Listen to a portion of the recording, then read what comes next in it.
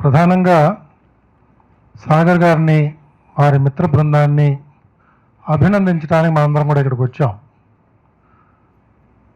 ఇందాక జయప్రకాష్ గారు చెప్పినట్టుగా విద్యార్థి దశ నుంచి తెలుగు భాష నేర్చుకోవడం వల్ల ఎలాంటి మేలు ఆ పిల్లల యొక్క మేధాశక్తి మీద ప్రభావితం చేస్తుందో అనేక శాస్త్రీయ కోణాల నుంచి రాసిన రీసెర్చ్ పేపర్స్ మనకున్నాయి.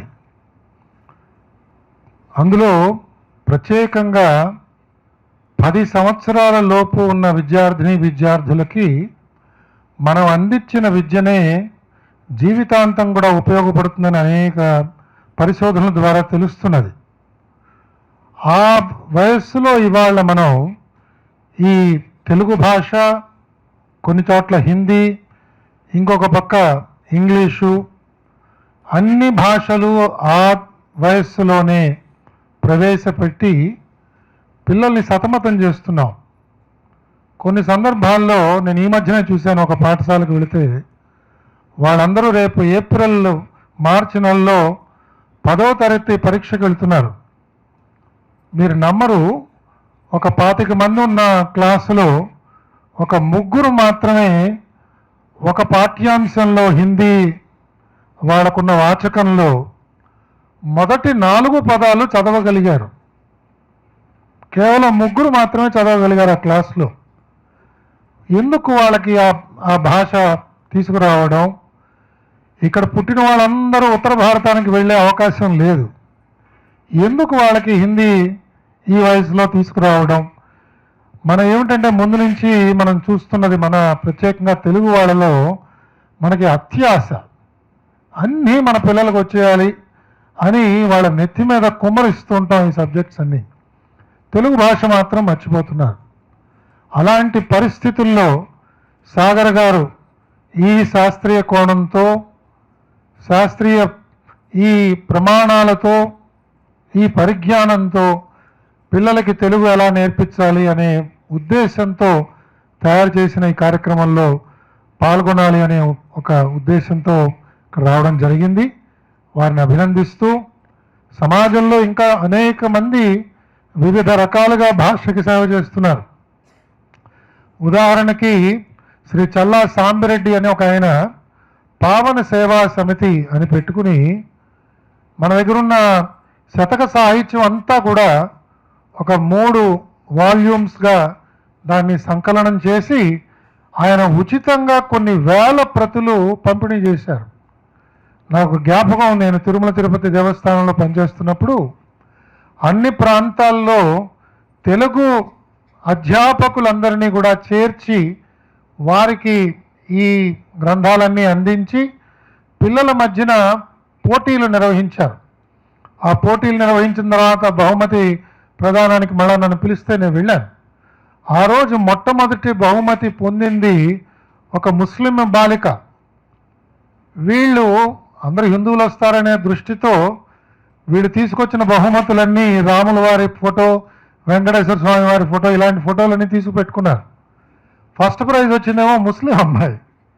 వీళ్ళు సందేహిస్తున్నారు ఏం చేయాలో అని. సాంబిరెడ్డి గారు వారి మిత్రులు, ఆ తల్లిగారు వచ్చి, ఆ పిల్ల తల్లిగారు వచ్చి, మాకేం ఇబ్బంది లేదండి, మాకు వెంకటేశ్వర స్వామి వారి ఫోటో ఇవ్వండి, మేము తీసుకెళ్తాం ఇంటికి అంది.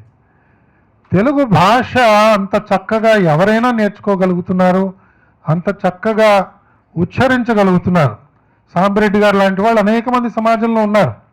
అలాగే ఈ మధ్యనే ఒక ప్రముఖ జర్నలిస్ట్ మదన్ గుప్తా గారు ఇందాక జేపీ గారు చెప్పిన అంశాలన్నీ కూడా చక్కగా సంకలనం చేసి భారతీయ వైభవం అని చెప్పి ఒక మంచి గ్రంథం తీసుకొచ్చారు. ఎన్ని అంశాలు అందులో ఉన్నాయంటే మనం ఆశ్చర్యపోతాం అసలు. అవి తీసుకుని నేషనల్ ఇన్స్టిట్యూట్ ఆఫ్ న్యూట్రిషన్ కావచ్చు, నేషనల్ ఫిజికల్ ల్యాబొరేటరీస్ వాళ్ళు తీసుకుంటే అవి రీసెర్చ్ ప్రాజెక్ట్స్ కింద వాటిని వాళ్ళు తయారు చేసి ఇంకా మున్ముందు పిల్లల చేత పరిశోధనలు చేయించవచ్చు. అలాగే మన వేదంలో, మన ఉపనిషత్తుల్లో అనేక వాక్యాలకి నానార్థాలు తెలియట్లేదు. శాస్త్రీయ కోణం నుంచి అంతకంటే ఎవరు చూడట్లేదు.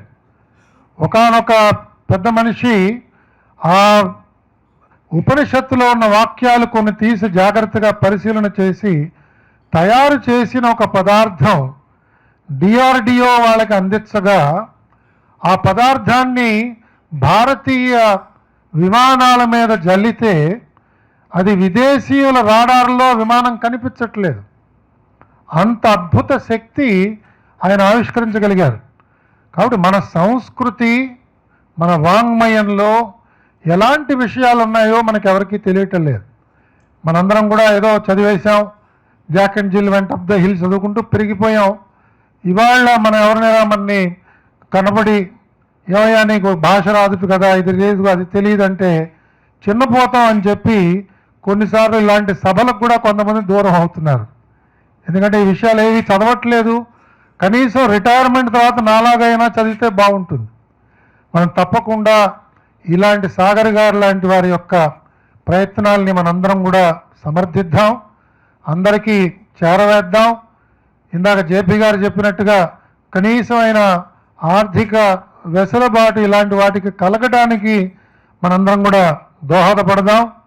స్వామి వివేకానంద చెప్పినట్టుగా సామాన్య మానవుడు కేవలం 2% మాత్రమే మేధాశక్తి వినియోగిస్తున్నాడు జీవితకాలంలో అని ఆయన చెప్పారు. కేవలం 2% మాత్రమే. అందుకే స్వామి వివేకానంద మీ అందరికీ తెలుసు, ఆయన ఏకసంతాగ్రాహి.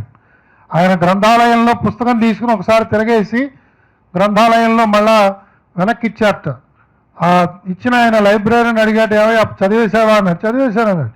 ఆయన తీసి ప్రశ్నలు వేస్తే సమాధానం చెప్పగలిగాడట. ఒకసారి చూసి ఆయన గ్రహించగలిగాడు.